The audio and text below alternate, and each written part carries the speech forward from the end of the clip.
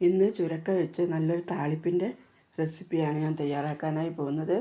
അത്താഴത്തിൻ്റെ കൂടെ കഴിക്കാൻ പറ്റിയ നല്ലൊരു താളിപ്പാണിത്. ഇതെങ്ങനെ തയ്യാറാക്കുന്നത് നോക്കാം.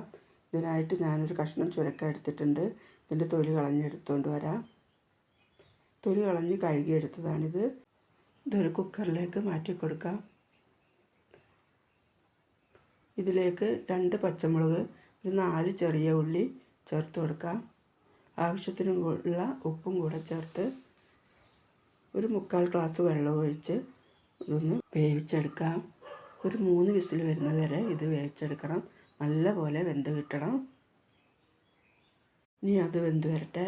ഇനി ഒരു ചട്ടി അടുപ്പിൽ വെച്ച് അത് ചൂടായി വരുമ്പോൾ അതിലേക്ക് കുറച്ച് വെളിച്ചെണ്ണ ഒഴിച്ചു കൊടുക്കാം. വെളിച്ചെണ്ണയാണ് താളിപ്പിനൊക്കെ നല്ലത്. ഇല്ലെങ്കിൽ നിങ്ങൾ ഉപയോഗിക്കുന്ന എണ്ണ ഒഴിച്ചു കൊടുക്കാം. അത് ചൂടായി വരുമ്പോൾ ഒരു 1/2 സ്പൂൺ കടുക് ഇട്ട് കൊടുക്കാം. കടുക് പൊട്ടി വരുമ്പോൾ ഒരു 2 ഉണക്കമുളക്, കുറച്ച് കറിവേപ്പില ചേർത്ത് കൊടുക്കാം.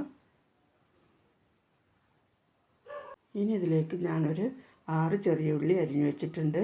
അത് ചേർത്ത് കൊടുക്കാം. ഇത് നല്ലപോലെ ഒന്ന് മൂത്ത് വരണം.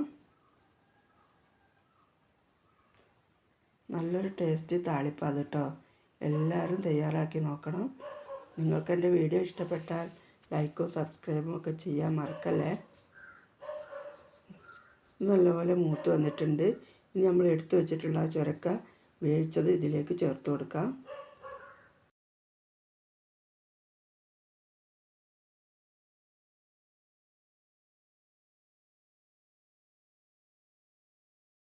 ഇതിലേക്ക് കഞ്ഞിവെള്ളമാണ് ഞാൻ ചേർത്ത് കൊടുക്കുന്നത്.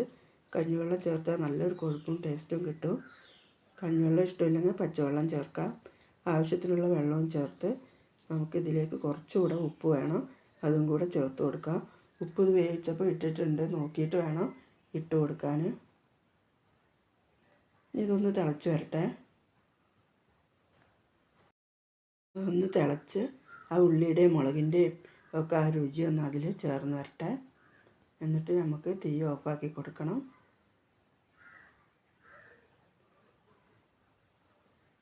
നല്ലപോലെ തിളച്ച് വന്നിട്ടുണ്ട്. ഇനി നമുക്ക് തീ ഓഫാക്കി ഒരു പാത്രത്തിലേക്ക് മാറ്റി കൊടുക്കാം.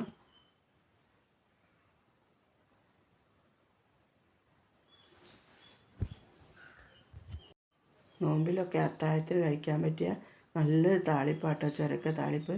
ഇതെല്ലാവരും തയ്യാറാക്കി നോക്കണേ. അല്ലാതെ എല്ലാവർക്കും ഇത് ചോറിൻ്റെ കൂടെ ഉണ്ടാക്കാൻ പറ്റിയ നല്ലൊരു വിഭവമാണ്.